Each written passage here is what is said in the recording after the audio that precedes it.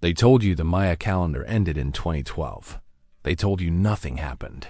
The sun rose, the world kept turning, and you should forget the whole thing ever spooked you. But I sat in a room in Austin 3 weeks ago and watched a researcher feed Maya glyphs into an artificial intelligence. And I watched the output reshuffle a date you've never heard before. Not 2012, not metaphor, a different number, a closer number. And I'm going to tell you exactly what I saw, who I talked to, and why one of the most respected Maya scholars alive thinks the whole conversation is nonsense. You decide. Let me back up. I'm not an epigrapher. I'm a writer who's been chasing stories about calendars for almost a decade, ever. Since I stood under the inscriptions at Palenque and realized I was looking at math older than the cathedral in my hometown. The Maya didn't have one calendar. They had 3 running at once, gears inside gears. The Jukan is the sacred round, 260 days, 20 named days cycling against 13 numbers. The Ham is the agricultural year, 365 days, 18 months of 20 days plus a 5-day stretch called Waib that scribes treated as unlucky. And then there's the long count, the deep time machine. It counts in Cain single days. 20 Cain make a winal. 18 winals make a ton, roughly a year. 20 tons make a Kaedan. 20 Kaetons make a bake ton, almost 4 centuries of running time. That's the architecture. In December of 2012, the 13th back ton rolled over. People panicked. Books got written. A bad movie got made. Then the date passed. Nothing happened. And the whole apocalypse industry quietly moved on to the next worry. The Maya scholars I'd interviewed over the years were exhausted by it. They'd been saying for decades that the cycle reset wasn't an ending, just an odometer flip. A new back ton, the 14th, simply began. The Maya themselves, the living ones in Yucatan and Guatemala and Chiapas, mostly rolled their eyes at the foreigners' panic. So, when a contact of mine, an independent researcher I'll call Daniel, emailed me in early spring saying he'd been running Maya inscriptions through Grok, XAI's large language model, and the system kept generating outputs that suggested the 2012 correlation might be wrong by about 15 years. I didn't get on a plane right away. I asked him to send me his notes. I read them at my kitchen table, and then I bought the ticket. Here's what Daniel was doing, as best I understood it before I went down there. The whole long count system has to be anchored to our calendar somehow. You can't just say, the 13th back ton ended, without saying when in Gregorian time. Scholars use what's called a correlation constant, a number that maps Maya days to Julian day numbers. The standard one is the GMT correlation, named after Goodman, Martinez, and Thompson, the 3 researchers who hammered it out in the late 19th and early 20th centuries. It places the Maya creation date, the start of the current long count cycle, at August 11/31/14 BC. That correlation has been refined, defended, and challenged for over 100 years. There are alternatives. The bomb correlation pushes everything later. The Wells-Fools correlation shifts in a different direction.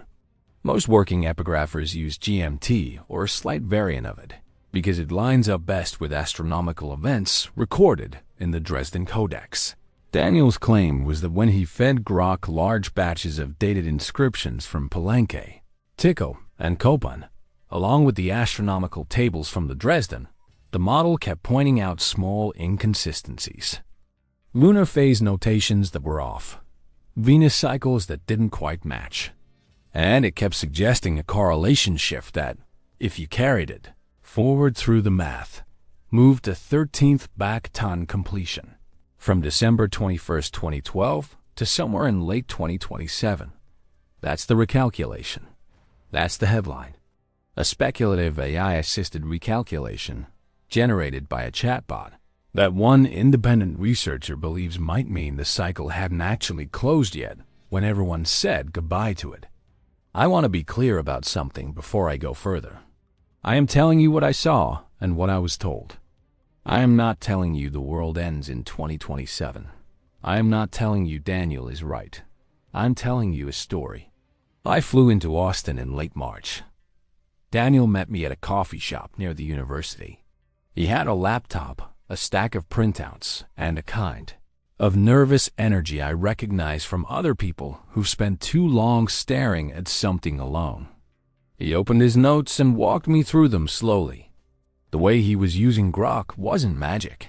He wasn't asking it to predict the future. He was using it as a pattern-matching assistant, the way an archaeologist might use a database query, but faster and looser. He'd transcribe a glyph block, give Grok the established readings from David Stewart's published work and others, and then ask it to look for arithmetical inconsistencies across multiple inscriptions.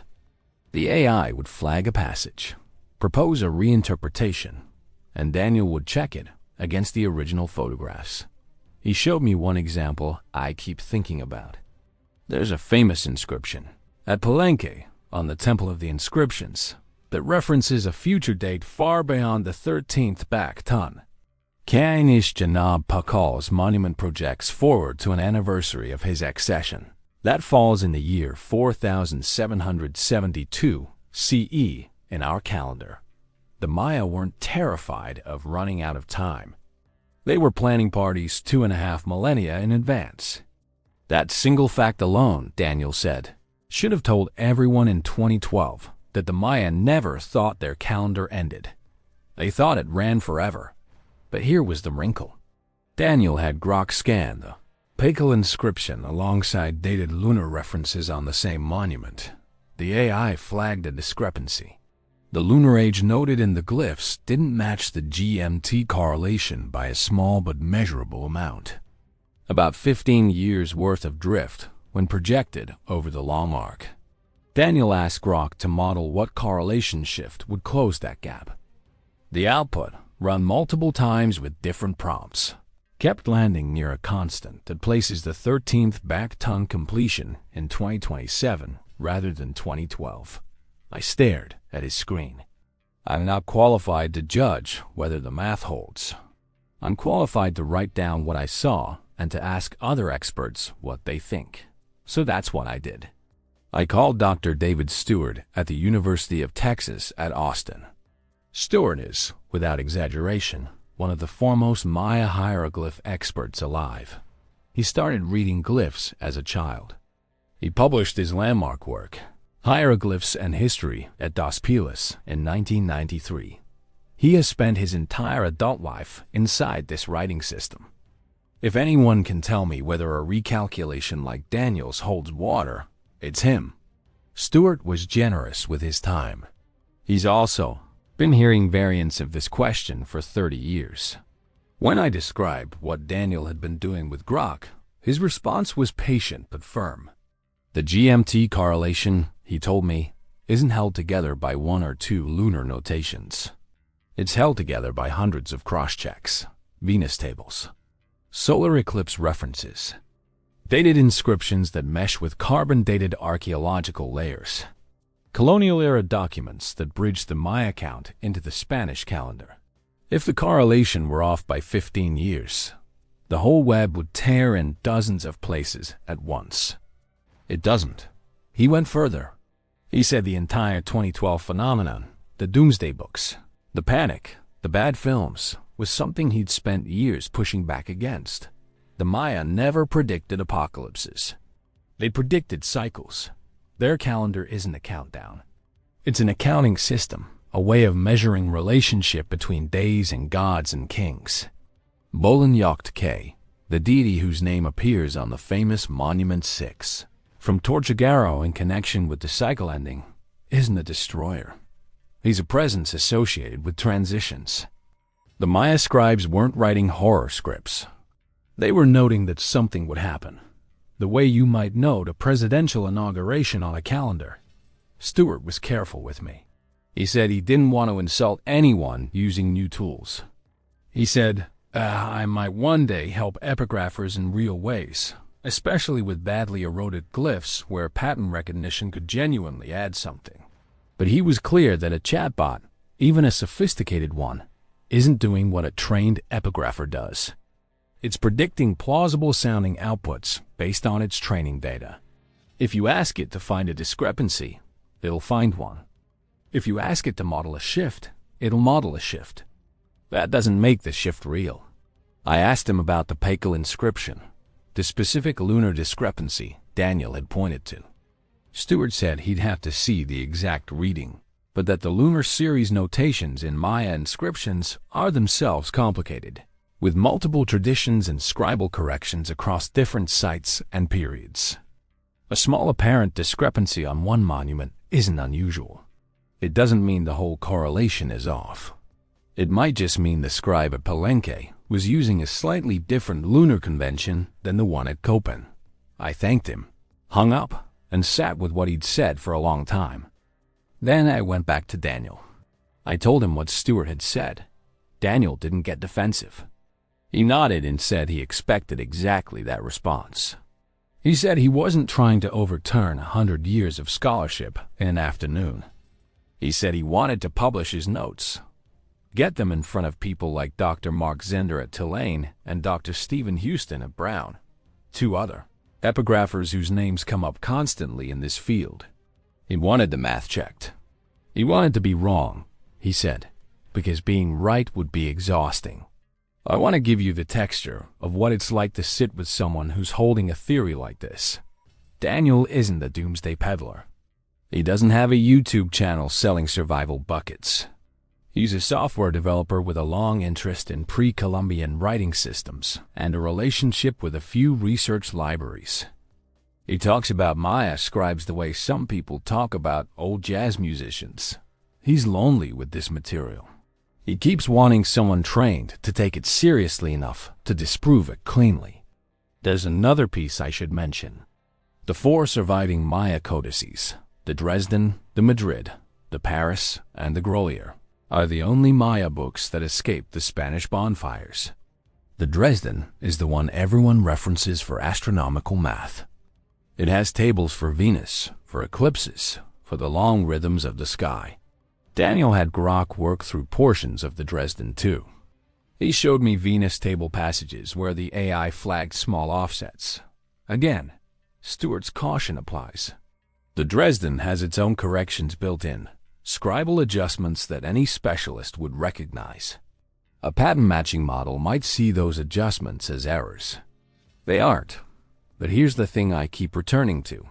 Even if Daniel is wrong, and Stewart is almost certainly right that he is, the exercise raises a real question about how non-specialists are going to interact with ancient texts in the next few years. Anyone with a laptop and a subscription can now feed Maya glyphs into an AI and get plausible-sounding readings. Some of those readings will be insightful. Most will be confidently wrong. The field is going to have to develop new ways of separating signal from noise, and the burden is going to fall on overworked academics who've already spent decades cleaning up after one apocalypse panic. I went to Daniel's apartment on my last evening in Austin.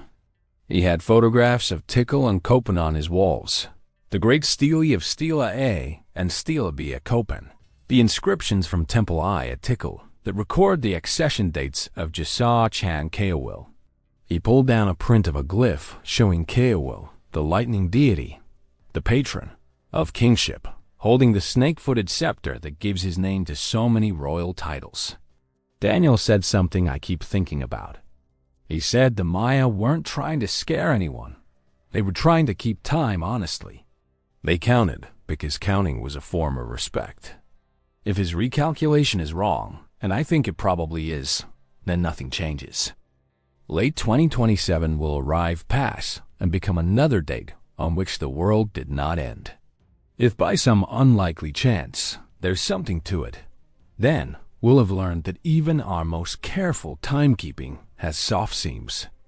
Either way, the responsible thing to do with a speculation like this is to publish it, let trained eyes tear it apart, and accept what comes. What does it mean, then, to sit with a number?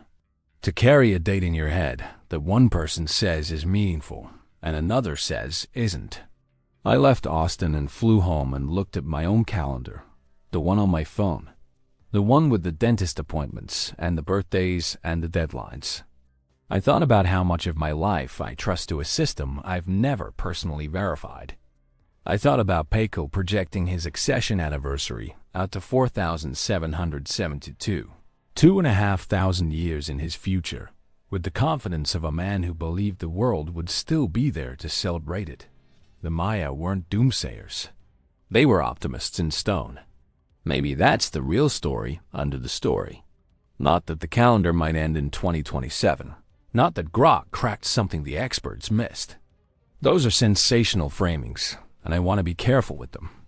The quieter truth is that ancient people kept time because they believed in the future. And we keep time because we have to. And somewhere between those two postures is a question worth living with. Stuart told me, near the end of our call, that the Maya calendars aren't apocalypse machines. They're love letters to continuity. I think about that line a lot. So here's where I land.